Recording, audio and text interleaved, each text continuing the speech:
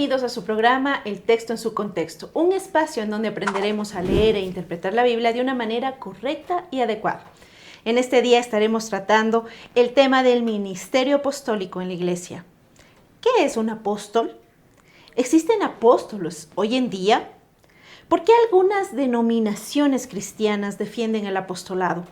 ¿Y qué sustento bíblico tienen para poder defenderlo?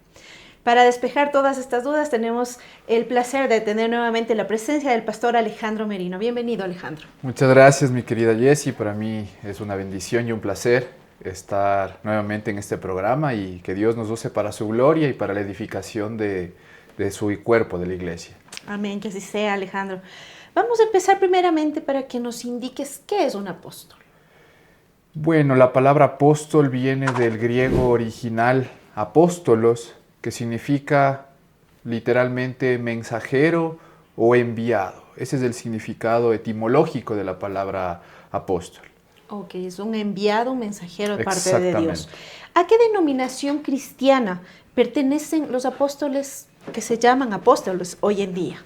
Bueno, en esto quiero y es muy buena pregunta porque quiero ser muy enfático y claro en esto, porque a veces como cristianos tendemos a confundir o a meter en un mismo costal a la denominación que sostiene el apostolado, porque no es lo mismo el pentecostalismo que el neopentecostalismo. Y justamente respondiendo a tu pregunta, la denominación específica que defiende el apostolado o que sostiene que los apóstoles tienen que estar vigentes o están vigentes actualmente en la iglesia es el neopentecostalismo. Son los neopentecostales o neocarismáticos. Este es el movimiento que defiende y practica el apostolado actualmente. ¿Y cuál es la diferencia entre el neopentecostalismo que tú acabas de nombrar con el pentecostalismo tradicional que nosotros conocemos? ¿Y qué significado tiene este término neo? Perfecto. Bueno, el significado de la palabra neo, este es un prefijo que se le añade a la palabra. La palabra neo viene de igual forma de la palabra original griega neos, que significa nuevo o reciente. Ese es el significado literal. La diferencia que existe entre el pentecostalismo tradicional, o mejor conocido como pentecostalismo clásico, con el neopentecostalismo, precisamente una de las características es la restauración o reinauguración del movimiento u oficio apostólico y profeta. Esa es la principal característica que les diferencia a los neopentecostales de los pentecostales clásicos o tradicionales. Otra de las características principales es que ellos tienen una idea en su cabeza, en sus mentes, de empezar a fundar iglesias, de empezar a abrir iglesias que tengan un impacto global, un impacto masivo, y por eso tú puedes darte cuenta que en su denominación empiezan a surgir estas mega iglesias, que son una iglesia en la que tú puedes encontrar pantallas gigantes, luces, humo. Una infraestructura Exactamente, monstruosa. es una infraestructura monstruosa, llena de tecnología, llena de novedad, llena de espectáculo, porque ellos consideran que es la forma en la que pueden atraer a nuevas personas, atraer al mundo no convertido para poder evangelizarlo. Entonces, es otra de las características principales de este movimiento. Ok. Y una consulta, ¿cuándo, y bueno, ya nos explicaste un poco para qué nace esta corriente, pero más o menos cuándo nace? ¿Hace cuánto tiempo? Porque esto no es tan antiguo. O sea, cuando yo era pequeña le conocíamos al pentecostal tradicional, pero de unos años acá es lo que se da estos movimientos tan fuertes, ¿no? Acá en el Ecuador, en varias ciudades principales como Quito y Guayaquil. Exactamente, mi querida Jessie. Como tú haces mención y referencia, el pentecostalismo tradicional y clásico es un movimiento muy antiguo, es un movimiento muy antiguo. Sin embargo, el neopentecostalismo es un movimiento nuevo, podríamos decirlo, es un movimiento reciente que recién comienza o data sus inicios desde la segunda mitad o segundo periodo del siglo XX. Estamos hablando de los años 1950, 1960 hasta el 2000. Por eso hago referencia a la segunda mitad del siglo XX. El siglo XX abarca hasta exactamente hasta el 31 de diciembre del año 2000. El 1 de enero del año 2001 ya es conocido como el siglo XXI. Entonces este movimiento nace en esta segunda mitad de finales del siglo XX y justamente uno de los principales objetivos de ellos fueron los ya mencionados, ¿no? Restaurar o restablecer el oficio profético y apostólico, implementar estas megas iglesias. También es muy común que en este movimiento tú puedas escuchar esta nueva teología, para mí mal llamada teología de la prosperidad, en donde hacen mucho énfasis en el dinero, claro, en la siembra económica, en cuanto tú más des o más siembres, hablando de dinero, hablando económicamente, entonces tú más vas a recibir, mientras más siembres, más vas a cosechar o mejor vas a cosechar. La pobreza es un sinónimo de maldición o incluso de falta de fe o cosas por el estilo. Y mientras más dinero tengas, significa que estás más bendecido. Exactamente. Totalmente lo contrario a lo que tenemos entendido que vino Jesús a mostrarnos, ¿no? La iglesia primitiva en que la sencillez, la humildad era lo que priorizaba, no el dinero. Exactamente. Para continuar, Alejandro, ¿cuál es el sustento bíblico por el cual se basan estas premisas de que esta denominación defiende y sostiene el apostolado? ¿Hay un sustento bíblico para el cual ellos sostengan todo esto? Tienen un sustento bíblico, sin embargo, está fuera de contexto, para mi parecer, está completamente fuera de contexto. Y quiero que me acompañes a la Biblia porque justamente ellos tienen algunos textos bíblicos los cuales usan como premisas para defender su postura, su argumento. Uno de los textos más conocidos y famosos por esta denominación es Efesios, capítulo 4, versículo 11, donde dice la Escritura precisamente que Él mismo constituyó, hablando de Jesucristo, Él mismo constituyó a unos apóstoles y a otros profetas y a otros evangelistas y a otros pastores y maestros a fin de perfeccionar a los santos para la obra del ministerio. Entonces, esta nueva corriente o nueva denominación conocida como neopentecostalismo, que precisamente nace con el propósito de establecer una nueva corriente, un nuevo movimiento, o una nueva ola, porque es así como también se le conoce a esta denominación, como la tercera ola. En algún momento de la historia, como ya lo mencioné a finales del siglo XX, ellos consideran que la iglesia necesita reavivarse, que la iglesia está muerta espiritualmente, que necesita reinventarse. Y por eso es que se inaugura este nuevo movimiento neocarismático o neopentecostal. Este texto bíblico que acabo de mencionar, ellos lo usan para decir, si en algún momento de la historia determinado el Señor Jesucristo mismo estableció para la edificación de la iglesia apóstoles, profetas, evangelistas, pastores y maestros, ¿por qué no volver a reinaugurar o a restablecer estos oficios? Si los pastores siguen vigentes, los maestros siguen vigentes, los evangelistas siguen vigentes. Entonces, para que la iglesia pueda realmente ser edificada como fue edificada en la antigüedad, en la iglesia primitiva, entonces necesitamos restablecer nuevamente este oficio, este ministerio apostólico y profético. Sin embargo, está fuera de contexto.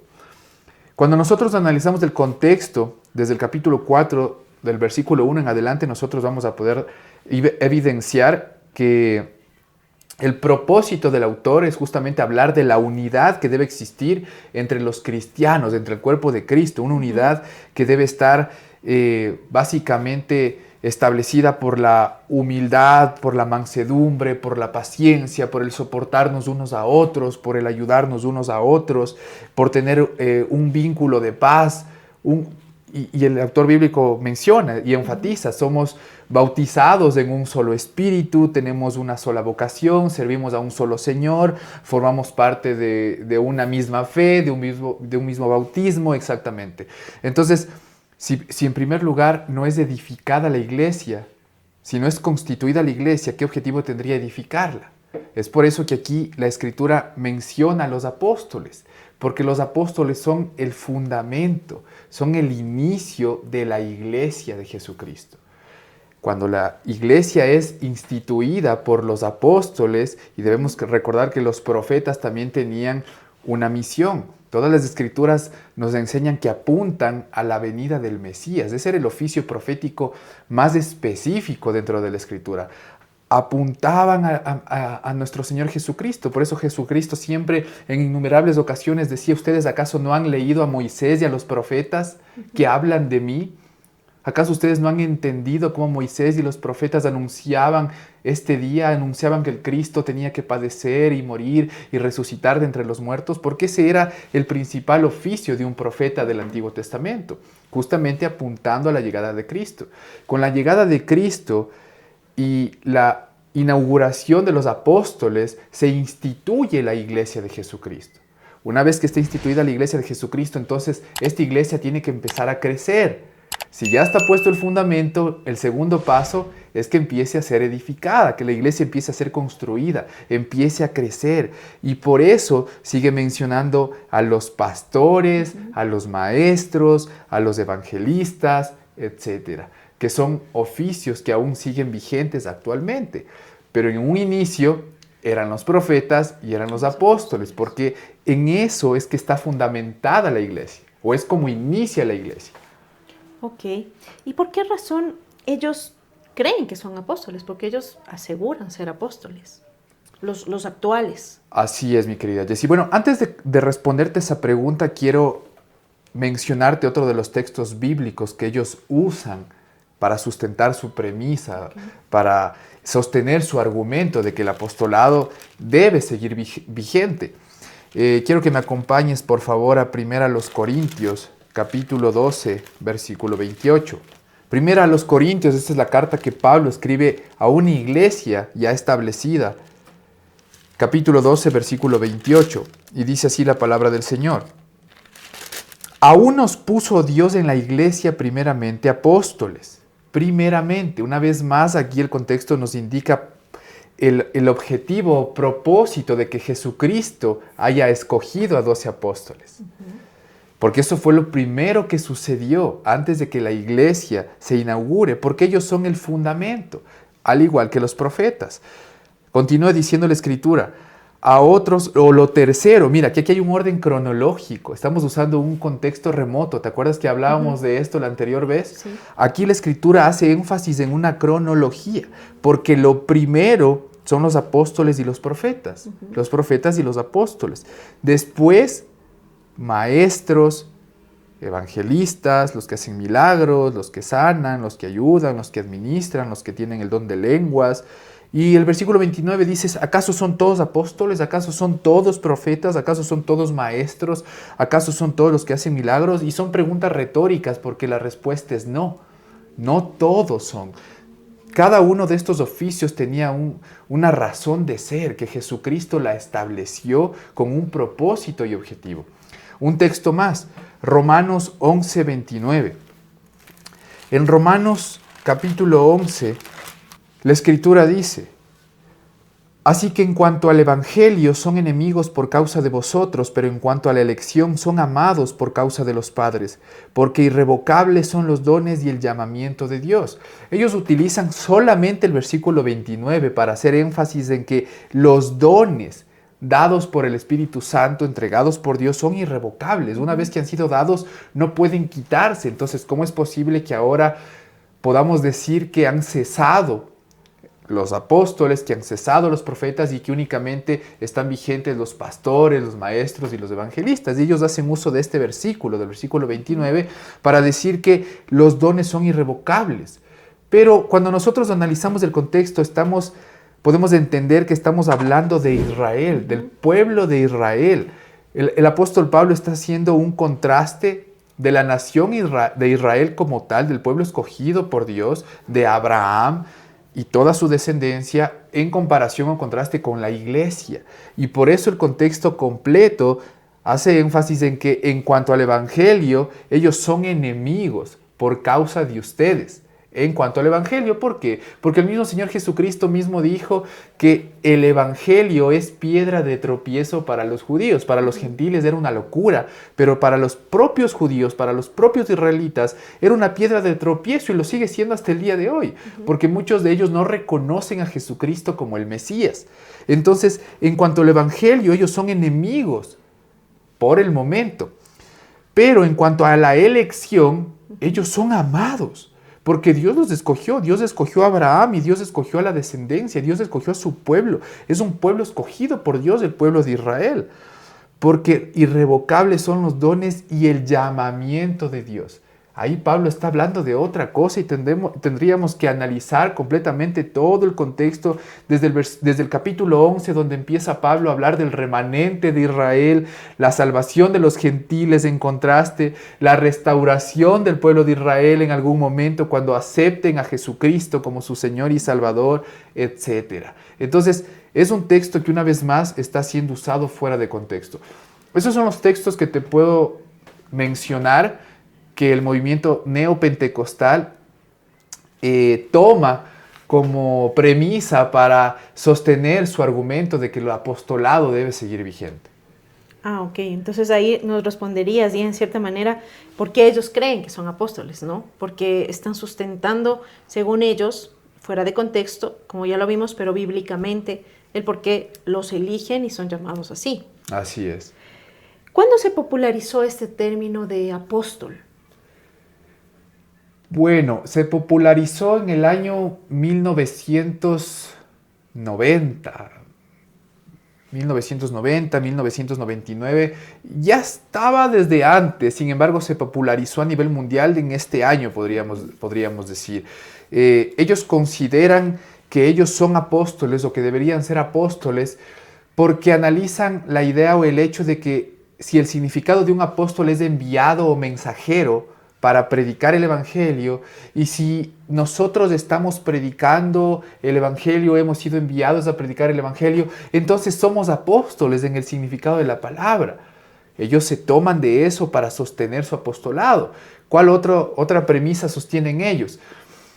Si nosotros ahora estamos inaugurando iglesias, estamos estableciendo iglesias, estamos levantando iglesias locales por todo el mundo, que fue una tarea apostólica en la iglesia primitiva, entonces, ¿por qué nosotros ahora no podríamos ser llamados apóstoles? Esas son más o menos las premisas fundamentales de ellos para sostener su apostolado. Ok, entonces, ¿se podría decir, ¿hay apóstoles hoy en día o no? Definitivamente no hay apóstoles hoy en día. Esa es la respuesta. Es un no rotundo. Es un no rotundo y es la respuesta en la más corta que yo podría darte, porque los apóstoles tuvieron un propósito. ¿Por qué Jesús escogió de entre sus discípulos a 12 apóstoles? ¿Qué función o objetivo tenían estos 12?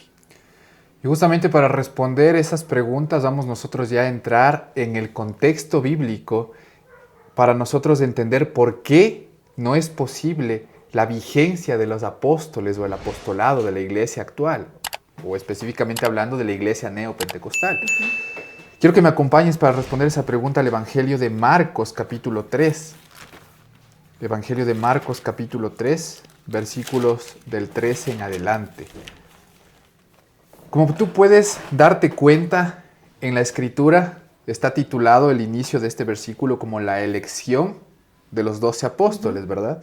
Y justamente la Escritura dice que después de que Jesús subió al monte, y el contexto de otro de los evangelios nos dice que él pasó toda la noche orando a su Padre para esta tarea. Imagínate, nuestro Señor de gloria, Jesucristo de Nazaret, el Dios encarnado, el creador de todo lo existente, pasó toda la noche orando para esta tarea específica de escoger a 12 de sus discípulos.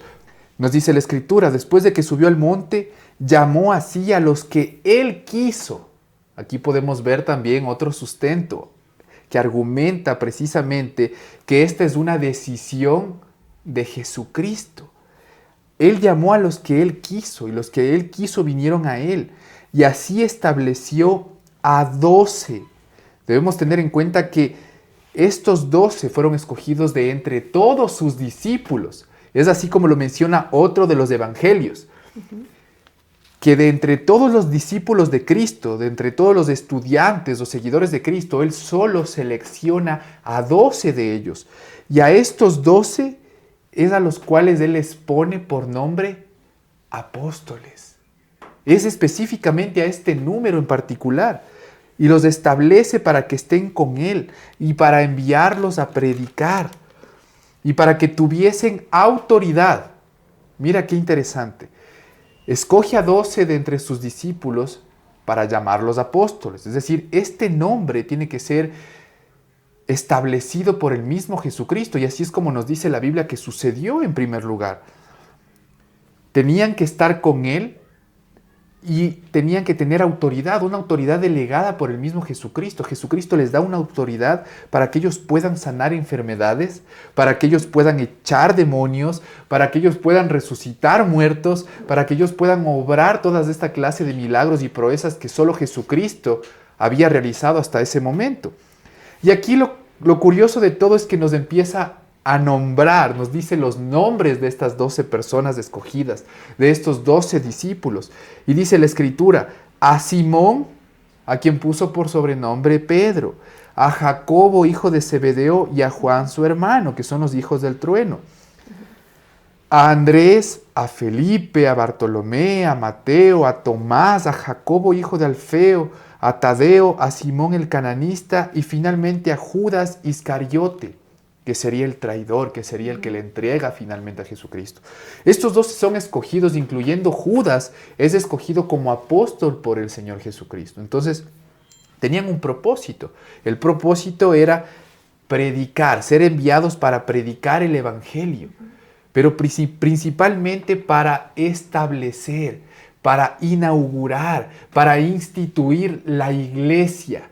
Los apóstoles existieron porque ellos fueron los encargados de inaugurar la iglesia, no las iglesias. Y es aquí donde se confunde y por eso estas personas pseudoapóstoles de la iglesia neopentecostal dicen que por abrir iglesias o por establecer iglesias de impacto global o mega iglesias a nivel mundial, ellos deberían ser llamados o considerados apóstoles.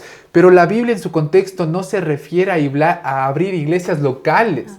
Se refiere a establecer la iglesia, el cuerpo de Cristo, que antes no había sido establecido. No estamos hablando de iglesias locales, estamos hablando de la iglesia, el cuerpo de nuestro Señor, quien es la cabeza. Y eso lo hicieron solamente los apóstoles. Entonces, aquí podemos ver que Jesucristo mismo escoge a 12 de ellos, con un propósito, con un objetivo. ¿Nos podrías entonces indicar cuáles serían las características que tenía un apóstol nombrado por Jesucristo? Claro que sí, Jessy. Un verdadero apóstol por Jesucristo, en primer lugar, tenía que cumplir la característica de haber sido llamado por Él. Directamente por Él, exclusivamente por Él, por nuestro Señor Jesucristo. Otra de las características principales de un verdadero apóstol es que tenía que ser un testigo ocular de Jesucristo, de su ministerio, de su predicación, de su muerte y sobre todo, Jessy, de su resurrección. Una de las características o cualidades particulares de un verdadero apóstol de Jesucristo es que tenía que ser testigo de la resurrección de Jesucristo. Tenía que ser testigo de que Jesucristo se haya levantado al tercer día de entre los muertos. Y quiero que me acompañes precisamente para eso al libro de Hechos de los Apóstoles, capítulo 1. Hechos de los Apóstoles, capítulo 1, versículos desde el 21 en adelante. Y dice así la palabra del Señor: es necesario, pues, que de estos hombres que han estado juntos con nosotros todo el tiempo que el Señor Jesús entraba y salía de entre nosotros, comenzando desde el bautismo de Juan. Mira cómo hace énfasis la Escritura. Todos los apóstoles escogidos por Jesucristo, estos 12 escogidos por Jesucristo de entre todos sus discípulos, estuvieron presentes desde un inicio, estuvieron presentes desde el bautismo de Juan en adelante, hasta el día que de entre nosotros fue recibido arriba, cuando Jesucristo resucitó y ascendió a la diestra del Padre, donde se encuentra actualmente.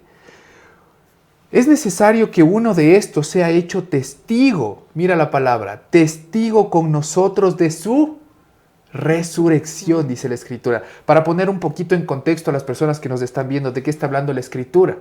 La Escritura está hablando aquí, cuando la iglesia se reúne para escoger al sucesor de Judas, quien cuando traicionó a nuestro Señor Jesucristo, no pudo más con el cargo de conciencia, fue y se ahorcó, se suicidó, se mató. Entonces, aquí la iglesia llega a un momento, a un consenso en donde ellos creen necesario que una persona tome este lugar, tome este oficio, tome este ministerio, el cual había sido destinado por el mismo Señor Jesucristo. Así que dice la Escritura, y señalaron a dos posibles sucesores, a José, llamado Barsabás, que tenía por sobrenombre el Justo, y a Matías. Y ellos dijeron, Señor, tú conoces los corazones de todos.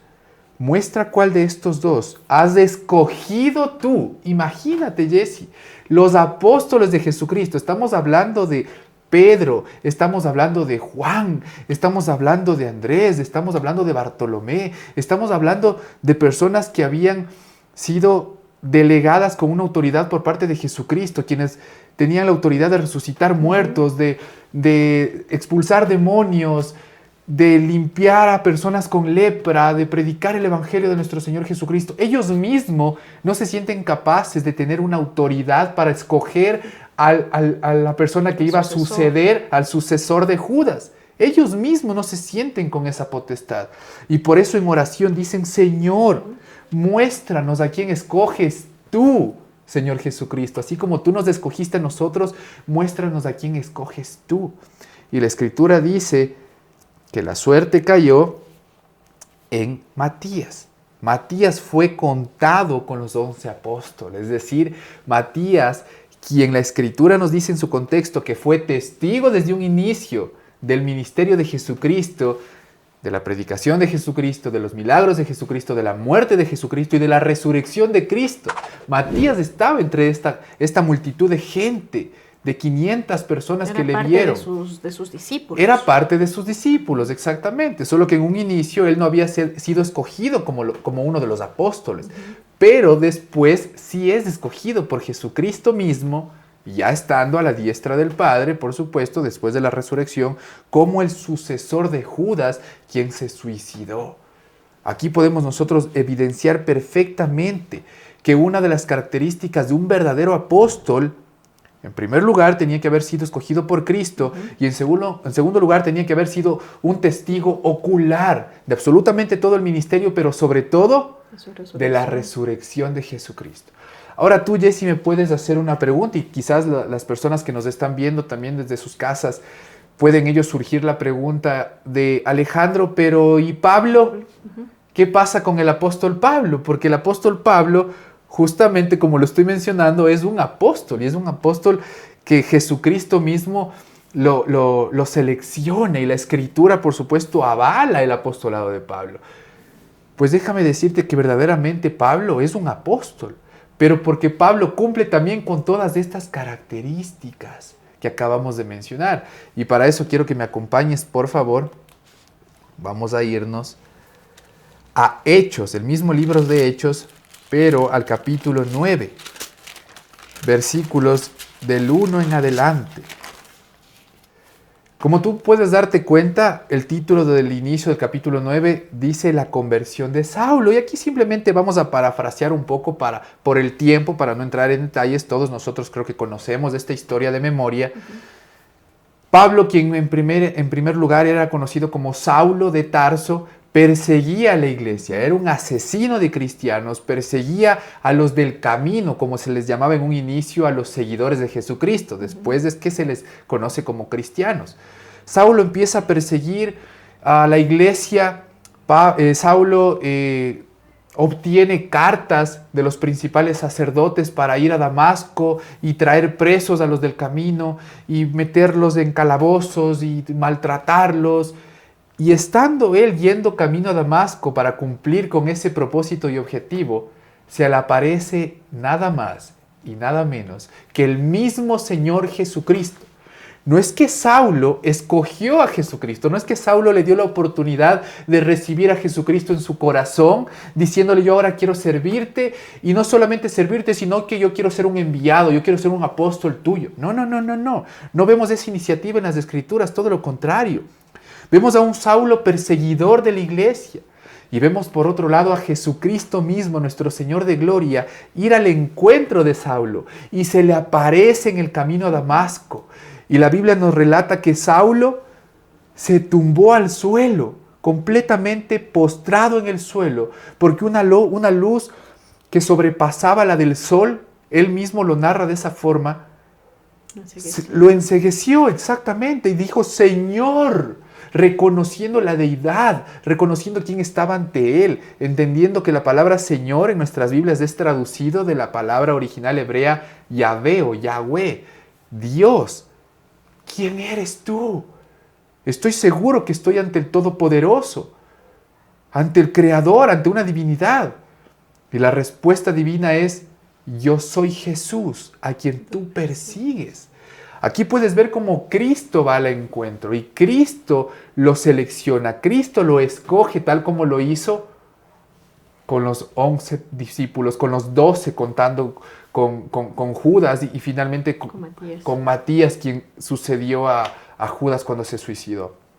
Jesucristo mismo va al encuentro, Jesucristo mismo selecciona al apóstol Pablo y Jesucristo mismo le da la misma autoridad al apóstol Pablo. Nosotros podemos ver en la Escritura cómo Pablo después es capaz de expulsar demonios, Pablo es capaz incluso de sanar enfermedades, Pablo es incluso capaz de resucitar, como el caso de Eutico, cuando cae del piso de arriba en la predicación y estaba muerto, y Pablo lo levanta muerto y él vuelve a la vida. Toda esta autoridad se la dio Jesucristo. Eso es otra de las características. Un verdadero apóstol tenía la capacidad de sanar enfermos, tenía la capacidad de limpiar leprosos, de resucitar muertos, porque Jesucristo le delegó esa autoridad. Y Pablo cumple con esos requisitos. Mira, testigo ocular, porque Cristo se le aparece en el camino a Damasco.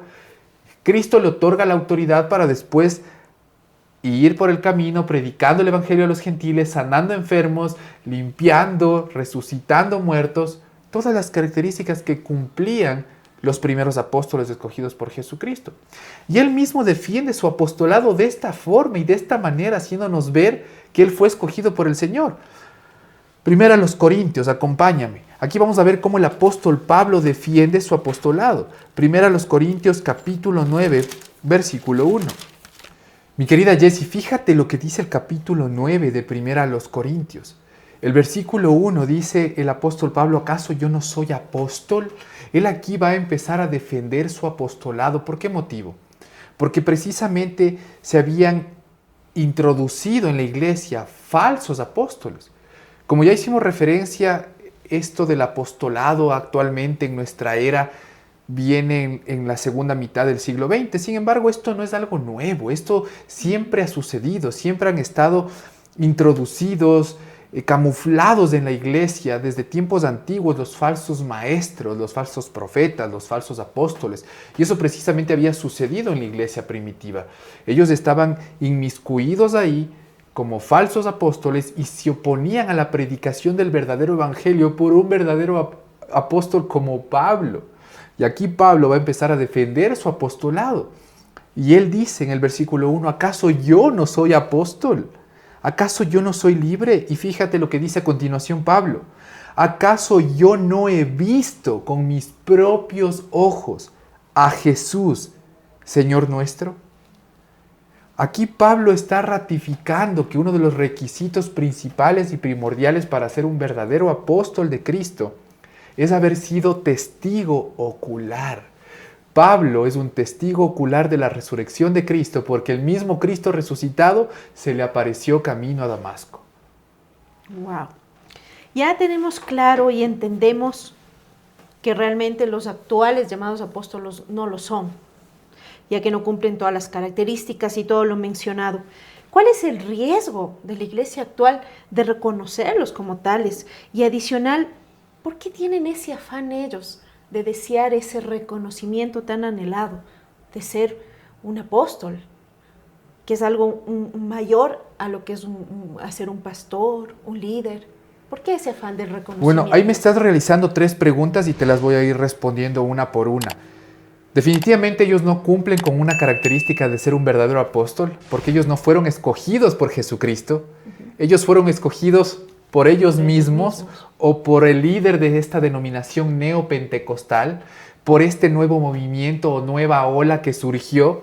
Y es ahí donde ellos empiezan a seleccionar a líderes de entre ellos para ser nombrados como apóstoles. Jesucristo no los escogió, Jesucristo no los nombró jamás.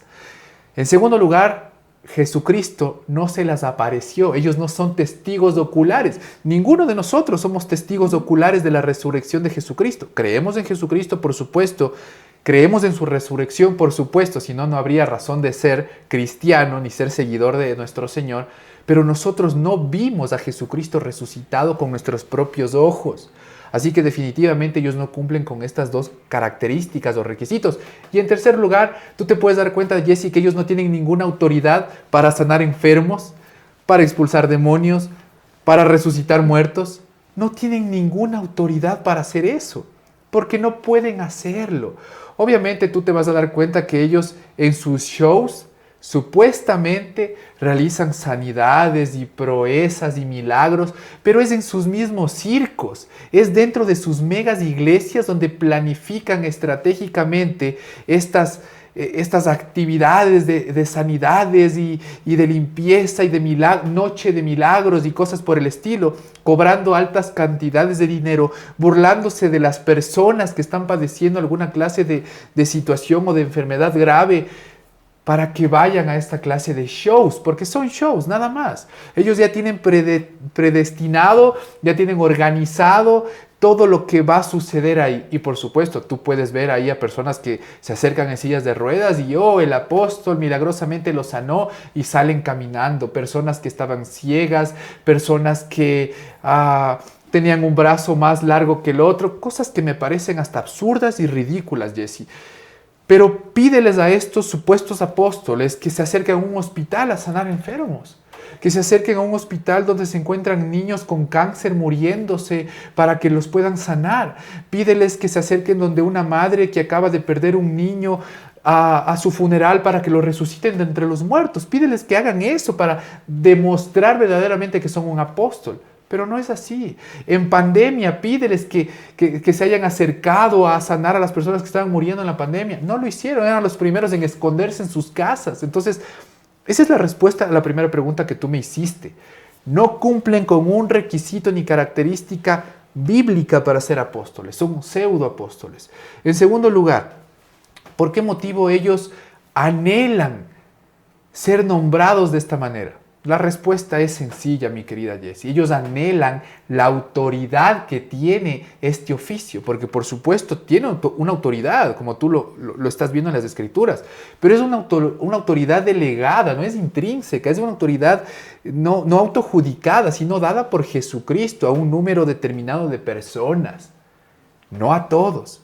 Por supuesto, ellos anhelan ahora tener esa autoridad, esa potestad, para que con esa autoridad o con esa potestad, ellos puedan hacer lo que quieran en sus iglesias, ellos puedan cumplir sus propósitos y objetivos, que uno de los principales, por cierto, es el económico, porque justamente en esta denominación donde nace el apostolado, es una denominación donde se practica la mal llamada teología de la prosperidad, porque no es teología por ningún lado, pero ellos practican esta forma de sacar dinero a las personas, y tú te puedes dar cuenta que estas denominaciones son las más adineradas, las más aventajadas económicamente hablando. Tú te puedes dar cuenta que sus apóstoles tienen grandes cantidades de dinero, tienen grandes casas, incluso muchos de ellos tienen aviones privados, cosas completamente ilógicas, irracionales. Así que ellos anhelan tener este nombre porque quieren simplemente tomar a la Biblia, a la palabra inerrante de nuestro Señor, como pretexto para sujetar su misma autoridad y poder hacer lo que a ellos les place. La tercera pregunta que me hiciste fue ¿por qué es tan peligroso? es completamente peligroso porque las mismas personas les están otorgando esa autoridad. Una autoridad que no les corresponde. Y se someten y se sujetan bajo esa autoridad de manera voluntaria para ser extorsionados y para ser estafados y para ser burlados por esta clase de falsos maestros y falsos apóstoles. Wow, Alejandro, cuán increíble e importante, con celo y temor uno tiene que guardar la palabra de Dios e interpretarla de una manera correcta, justamente como dices, para evitar ser engañado, para evitar estafas, pero sobre todo para saber cuál es la verdadera importancia de lo que la Biblia nos quiere decir. Agradecemos a Dios por este tiempo. Les recordamos a todos ustedes que se suscriban a nuestro canal, que nos den like para que puedan recibir todas las notificaciones de contenido como este. Adicionalmente, no te olvides de compartir con todos tus familiares y amigos para que puedan ser edificados al igual que tú. Una vez más agradecemos a Dios por la presencia de Alejandro. Y muchas gracias, Jessy, también por la invitación y a ustedes, queridos televidentes, también. Recuerden que los apóstoles tenían un propósito, un objetivo, y era fundar la iglesia, no iglesias, la iglesia que es el cuerpo de Cristo. Y la iglesia de Cristo ya fue establecida, como lo dice Efesios 2:20, porque la iglesia que es el cuerpo de Cristo fue fundamentada, fue establecida sobre el fundamento de los apóstoles y profetas, dice la Escritura. Si ya fue puesto el fundamento, es absurdo seguir intentando poner más fundamentos con más apóstoles. Lo que queda es seguir trabajando para ser edificados con los pastores, con los maestros, con la predicación del Evangelio y en humildad trabajar para eso, porque ni siquiera somos dignos de ser llamados siervos inútiles, porque lo que debemos hacer ni siquiera hacemos. Peor aún, ser llamado apóstoles. Así es. Muchas gracias a todos por su compañía. Hasta una próxima oportunidad. Que Dios les bendiga.